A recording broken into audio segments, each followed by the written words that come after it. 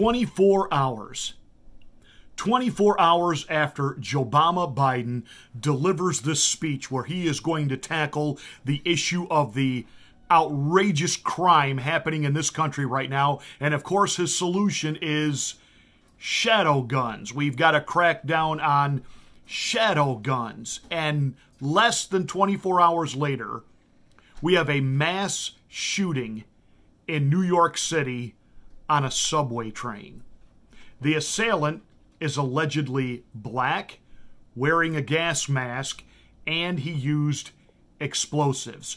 So less than 24 hours after Obama Biden offers as the reason that we have outrageous runaway crime right now in this country is because of unregistered ghost guns. Now, I got to admit, when I first heard that, I had a direction I was going to go with this commentary. And then the tragedy on the New York City subway system. And let me just pause right here for full disclosure. My daughter and son-in-law live in New York City. They ride the subway. And you can imagine, as a dad, I was very concerned when I first heard of this incident. And my heart goes out to these families. I can't even imagine what some of these people are going through right now. And our heart goes out to them. And a thumbs up to the first responders and what they're trying to do now. And of course, Obama Biden wants to use this as a victory lap that see. But really, what's going on here? Megan McGlover is an African-American political commentator. I absolutely love her stuff. And she just, as the expression goes, keeps it real. This is what Megan had to say about this today. They say it was a black guy walking around in a gas mask. Where you get a gas mask from? It's a black guy walking around in a gas mask, shooting up the train, throwing off bombs. Where you get the bomb from? Where you get the gun from? I want to talk to you people real seriously about where this stuff is coming from. And the very people that you think love you and support you so much are supplying. They are supplying you with guns. They're now supplying you with gas masks. They're now supplying you with bombs. They're supplying. This is a catastrophe because you don't have any character, you don't have any morals, and you have completely separated yourself from source, from the divine. This is a problem. This is a real big problem. And you better be trying to figure out where this stuff is coming from.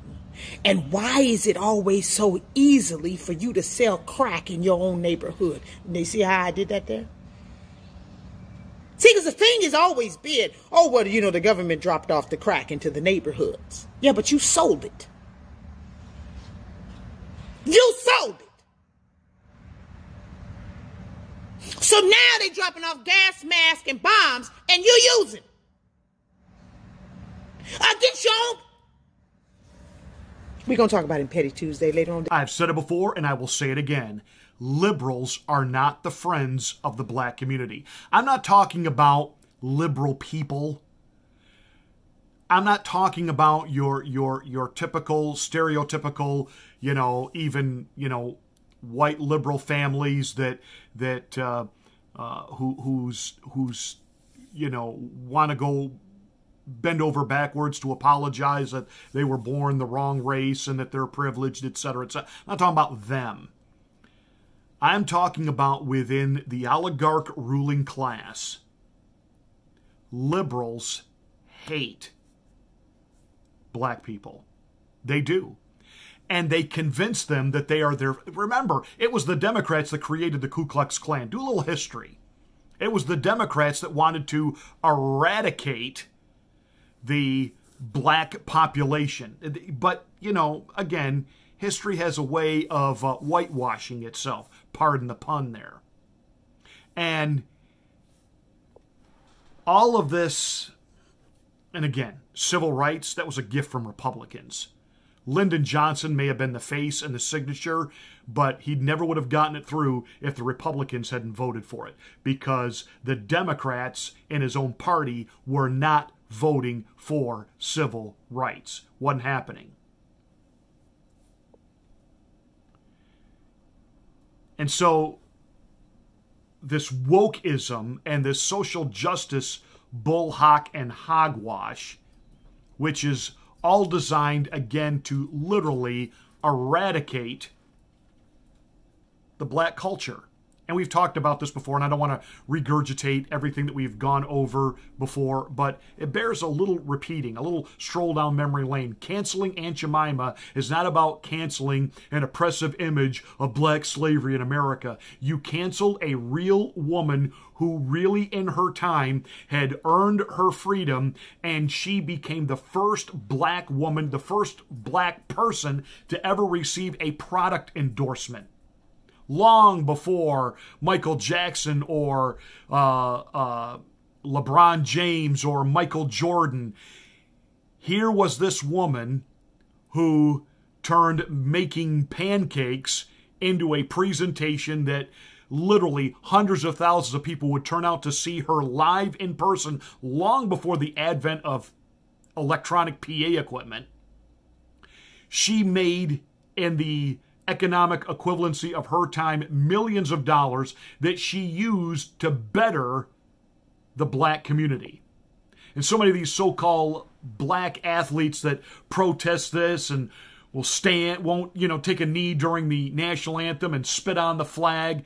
What do they actually ever really give back to their community? What do they actually really do to improve the lives of the people they say they're representing? But you cancel out Aunt Jemima, you cancel out black culture, you take down all of the statues that there was a civil war, and eventually there will be a generation of kids who won't even know any of that happened.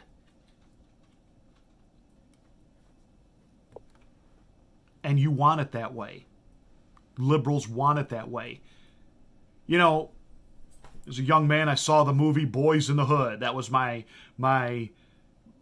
first glimpse of trying to understand what was going on in the black communities, in particular in the city of Los Angeles.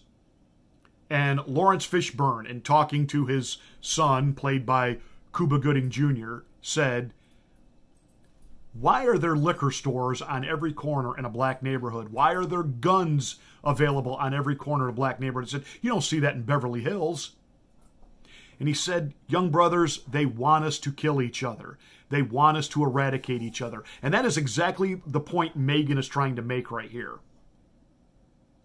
They want you to kill yourselves. And Joe Biden going after quote-unquote ghost guns and then having this scenario, and I'm sorry, this set-up scenario,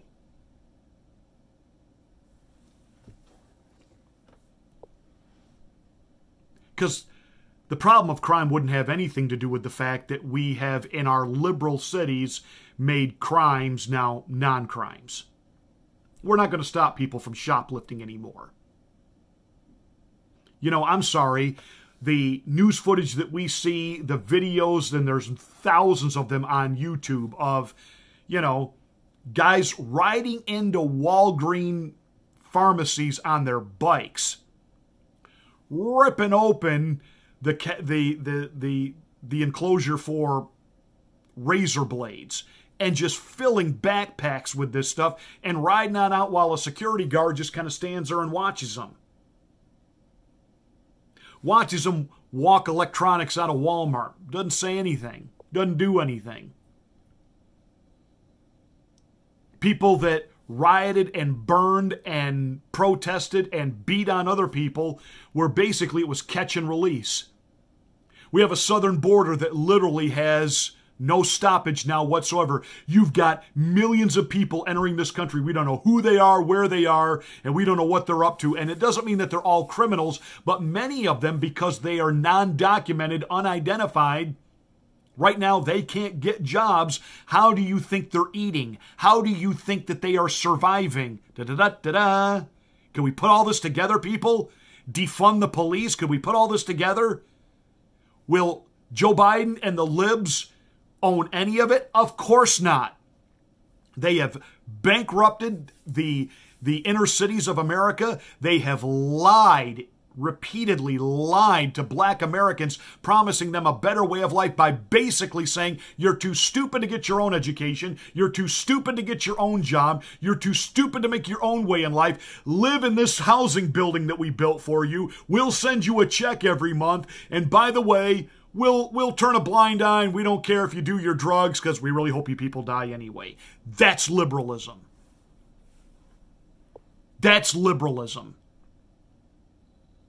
And so the president's so-called solution on crime, because remember, when he really did have a couple of his marbles still, where they needed to be, he was the author of the crime bill, which was basically just incarcerate black people and lock them away, period. Didn't matter what they had done. It didn't matter. Just get rid of them. Lock them away. Keep them away from the rest of us. That was Joe Biden. And what he's doing now is really no different. He talks about ghost guns, which when we're watching these YouTube videos of all this crime taking place, there's no ghost guns. There's Molotov cocktail bombs. There's hammers with the claw end out. There's some handguns, bricks through windows, clubs with nails sticking out, beating on people. Thugs on subways, mugging people. But see, you come out with the narrative of shadow gun, and then the very next day, you have a huge incident, and let's make sure it's a black guy wearing a gas mask. And we'll ramp up the narrative too. Why I'm sure some liberal news outlets right now are, this is an angry black man over the plight of America and blah, blah, blah. And it's all designed to get them all angry and whipped up and everybody fighting each other. While Biden and the deep state and the oligarch systematically take away our freedom, destroy our economy, and make us 100% dependent on them, on the government. As a professor I used to have in college used to say in my 8 a.m. class on Monday morning, wake up, wake up, wake up.